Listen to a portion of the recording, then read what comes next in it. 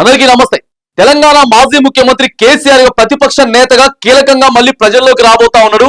ఏదైతే ప్రభుత్వం మీద వ్యతిరేకత వస్తా ఉన్నదో దాన్ని క్యాచ్ చేసుకోవడానికి స్కెచ్ల మీద స్కెచ్లు వేస్తా ఉన్నాడు.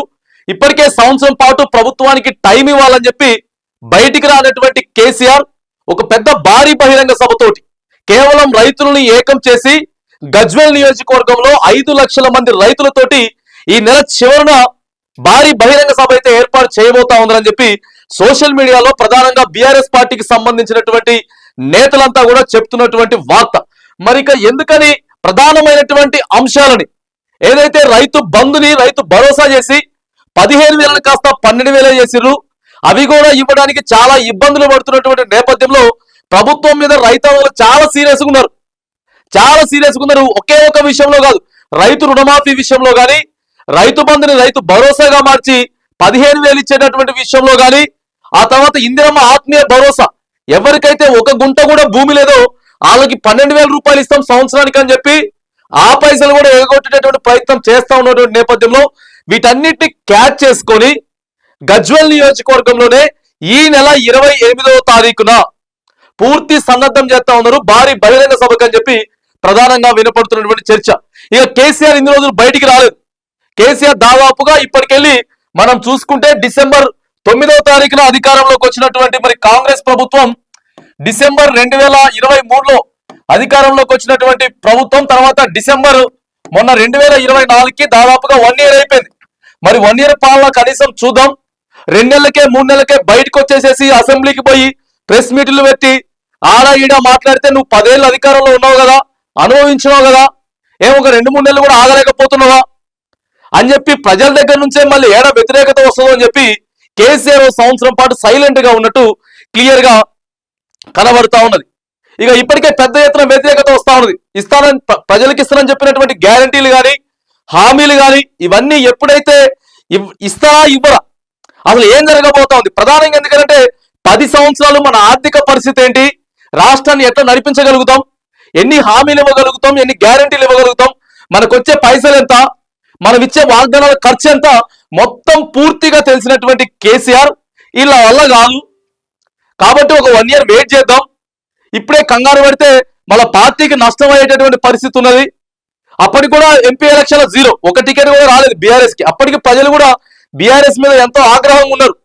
ఎమ్మెల్యే ఎన్నికలు అయిపోయిన తర్వాత జస్ట్ 4 మంత్స్కో 5 మంత్స్కో అప్పుడు ఎంపీ ఎన్నికలు వచ్చినాయి. అప్పుడు కూడా అందరు కాంగ్రెస్ పార్టీకి బీజేపీకి వేసే ప్రయత్నం చేశారు కానీ కాంగ్రెస్ మీద అనేక మంది ప్రజలు ఆయా కోపంగా ఉన్నారు. ఇక వాళ్ళు కూడా కనీసం సంవత్సరం చూద్దాం, కాంగ్రెస్ ని సంవత్సరం చూద్దాం అని చెప్పి ఇవాళ సంవత్సరం అయిపోయిన తర్వాత ప్రధానంగా ప్రభుత్వం ఎక్కడెక్కడ ఫెయిల్ అయిపోయిందో వాటన్నిటిని ఆసరాగా చేసుకొని ఇగో రైతులకి నేను ఉన్నప్పుడు ఎట్లా చేసినా ఇప్పుడు ఎట్లున్నది, 24 గంటల కరెంటు నేను ఇచ్చిన, ఆ తర్వాత మీకు ఎప్పుడు కరోనా సమయంలో కూడా మీకు రైతు బంధు నేను ఎగ్గొట్టలేదు, బరాబర్ మీ అకౌంట్లో పైసలు వేసినా మీకు టింగ్ అని మెసేజ్లు వచ్చినాయి. మీ రైతు చనిపోతే మీకు భరోసా కింద 5 లక్షల రూపాయలు ఎవరైతే ఇంట్లో నామినీ ఉన్నారో 10-15 రోజుల్లోనే మీకు 5 లక్షలు ఇచ్చేటటువంటి ప్రయత్నం ఇచ్చిన వీటన్నిటిని కూడా క్యాచ్ చేసుకునేటటువంటి ప్రయత్నం కేసీఆర్ చేస్తున్నట్టు వినపడతా ఉంది. ఇలా క్యాచ్ చేసుకుంటేనే ఇప్పుడు రాబోయేటటువంటి సర్పంచ్ ఎన్నికలు కానీ జిహెచ్ఎంసీ ఎన్నికల్లో బీఆర్ఎస్ పార్టీ మళ్ళీ సత్తా చాటే అవకాశం ఉంది. కాబట్టి కేసీఆర్ కీలకంగా ఈ నెల ఫిబ్రవరి 28న మరి భారీ బహిరంగ సభ అయితే ఏర్పాటు చేయబోతా ఉన్నారు. ఇప్పటికే డేట్ కూడా ఫిక్స్ చేసుకున్నారు. ఫిబ్రవరి 28 తర్వాత జిల్లాల వారీగా బహిరంగ సభలు కూడా పెట్టి ఇక్కడికే కాంగ్రెస్ పార్టీని ఖతం చేసేటటువంటి ప్రయత్నంలో ఉన్నట్టు మరి ఆలోచన చేస్తున్నట్లు క్లియర్గా కనబడతా ఉన్నది. మరి రేవంత్ రెడ్డి ఎలాంటి అడ్డుకట్ట వేయబోతా ఉన్నాడు. ఈ ఫిబ్రవరి 28వ తారీఖు మరి కేసీఆర్ రైతులందరినీ పోగు చేసుకొని మళ్ళీ సెంటిమెంట్ వర్కౌట్ చేసుకొని మా వైఫల్యాలను అక్కడ రైతులకు విడమర్చి చెప్తే, ఎందుకంటే కేసీఆర్ ఇంతవరకు ఎప్పుడు బయటికి రాలేదు. మొన్న కూడా ఆడ జడ్చర్ల రైతుల్ని తన ఎర్రవెల్లి ఫామ్ హౌస్ కి పిలిపించుకొని మొన్న కొన్ని మాటలు బయటకు వచ్చినాయి. అది ప్రెస్ మీట్ని పెట్టు.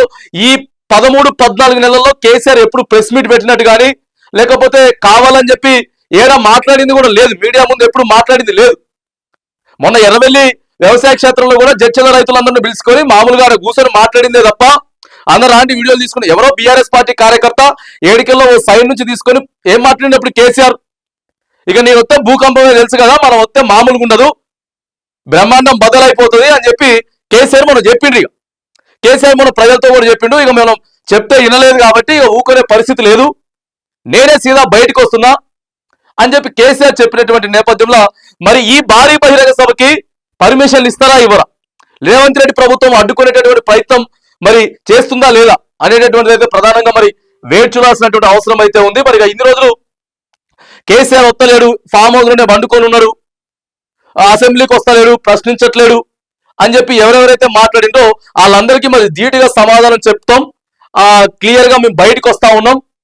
ఇప్పుడు జరగబోయేటటువంటి అలా తెలంగాణ భవన్లో ఈ నెల 18 తారీఖు, ఈ నెల 19వ తారీఖు మరి మేము సిల్వర్ జూబ్లీ వేడుకలు చేసుకోబోతా ఉన్నాం. తదనంతరం అది అనిపోయిన వెంటనే ఈ ఫిబ్రవరి 28వ తారీఖు గజ్వెల్లో 5 లక్షల రైతుల్ని, రాష్ట్ర వ్యాప్తంగా ఉన్నటువంటి రైతులని పోగు చేసి వెంటనే భారీ బహిరంగ సభలు తీసుకొచ్చి బీఆర్ఎస్ పార్టీని మళ్ళీ యాక్టివ్ మోడ్ లోకి తీసుకొచ్చేటటువంటి ప్రయత్నం చేస్తున్నామని చెప్పి మరి బీఆర్ఎస్ పార్టీకి సంబంధించినటువంటి ఎమ్మెల్యేలు గాని, ఆ నేతలు గాని, ఆ నాయకులు గాని మరి చెప్తున్నటువంటి మాట. మరి కేసీఆర్ అయితే ఇప్పటి వరకు మొత్తం ప్లాన్ ప్రకారమే ఉన్నాడు.